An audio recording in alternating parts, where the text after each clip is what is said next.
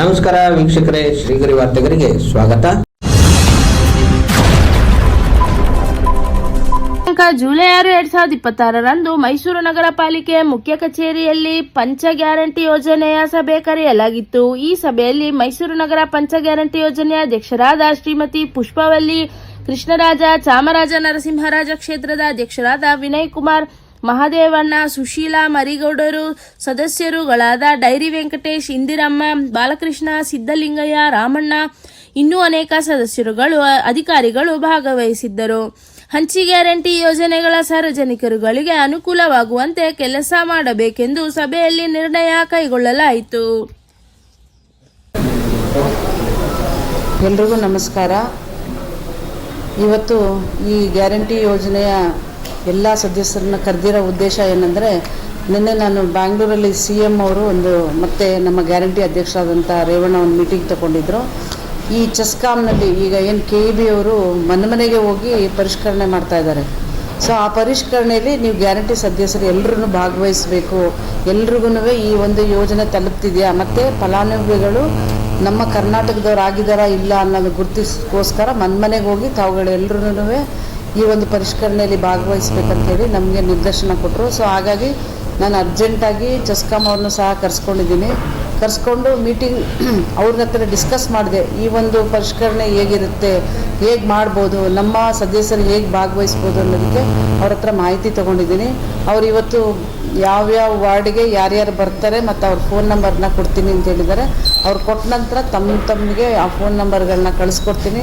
ದಯವಿಟ್ಟು ನೀವು ಆ ವಾರ್ಡ್ಗಳಲ್ಲಿ ಏನು ಮೀಟರ್ ರೀಡರ್ಸು ಮಾಮೂಲಿ ಹೇಗೆ ನಿಮ್ಮ ಮನೆಗೆ ಬರ್ತಿದ್ರು, ಅವ್ರು ಈಗ ಮುಂಚೆ ಬಂದು ನಿಮಗೆ ಒಂದು ರೆಸಿಪ್ಟ್ ಕೊಟ್ಟು ಹೋಗ್ತಾಯಿದ್ರು. ಈಗ ಏನು ಮಾಡ್ತಾರೆ, ಖುದ್ದಾಗಿ ನಿಮ್ಮನ್ನ ಭೇಟಿ ಆಗಿಬಿಟ್ಟು ನಿಮ್ಮಲ್ಲಿರೋಂಥ ಮಾಹಿತಿ ಏನೇನು ಮಾಹಿತಿ ಅಂದರೆ ಆಧಾರ್ ಕಾರ್ಡ್, ವೋಟರ್ ID ಮತ್ತು PAN card option.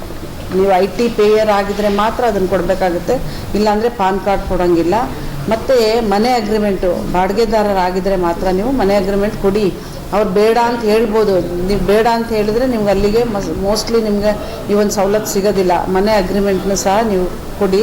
Voter ID ಇಷ್ಟನ್ನು ನೀವು ಕೊಡಬೇಕು. ಜೊತೆಗೆ ಫಸ್ಟು ನಿಮ್ಮದು ಮಾಡಿಸ್ಕೊಂಡು ನಂತರ ಬೇರೆ ನಿಮ್ಮ ವೋಟರ್ಸ್ ಇರ್ತಾರೋ ಅಥವಾ ಮನೆಗೆ ಹೋಗಿ ಈ ಒಂದು ಮಾಹಿತಿಗಳನ್ನ ಕೊಡಿ ಅಂಥೇಳಿ ಅವ್ರ ಜೊತೆಗೆ ಮೀಟರ್ ರೀಡರ್ ಜೊತೆಲೇ ಹೋಗಿ ಈ ಮಾಹಿತಿಗಳನ್ನ ಕೊಡಿಸಿ. ಮತ್ತು ಅವ್ರು ಏನು ಮಾಡ್ತಾರೆ, ಒಂದನ್ನು ಅಪ್ಲೋಡ್ ಮಾಡ್ಕೊಳ್ತಾರೆ. ಅವ್ರ ಮೊಬೈಲ್ ಅಪ್ಲೋಡ್ ಮಾಡಿ ಫಸ್ಟ್ ಅಪ್ಲೋಡ್ ಮಾಡಿದಾಗ OTP ಬರುತ್ತೆ.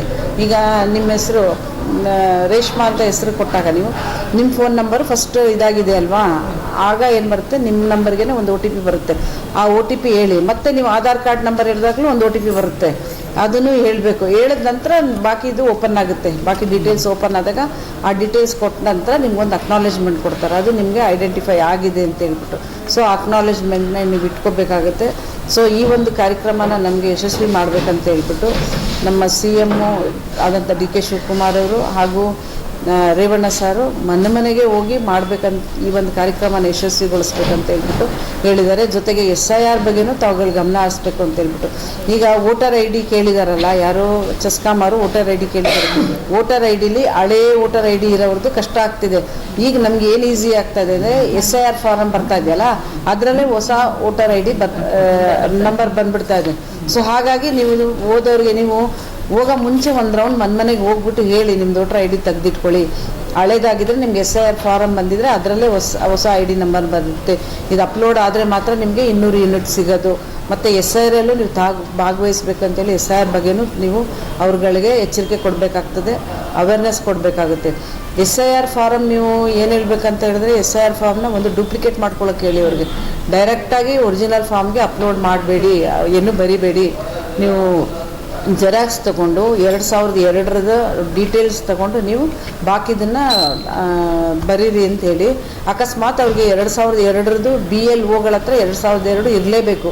ನೀವು ಅದನ್ನು ಚೆಕ್ ಮಾಡಿ, ಅವ್ರು 2002ರದ್ದು ಇಟ್ಕೊಂಡಿದ್ದಾರೆ ಅಂತ ದಯವಿಟ್ಟು ಚೆಕ್ ಮಾಡಿ.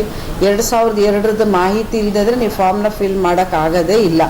ನೀವಾಗಲಿ ಅಥವಾ ನಿಮ್ಮ ಮಕ್ಕಳಾಗಲಿ ಫಾರ್ಮ್ ಫಿಲ್ ಮಾಡೋಕ್ಕಾಗೋದೇ ಇಲ್ಲ. ಸೊ 2002ನ್ನ ಎಲ್ರಿಗೂ ಕೊಟ್ಟಿದ್ದಾರಂತೆ. ಅವ್ರುಗಳು BLOಗಳು ತರ್ತಾ ಇಲ್ಲ, ಕೆಲವ್ರು ತರ್ತಾ ಇಲ್ಲ.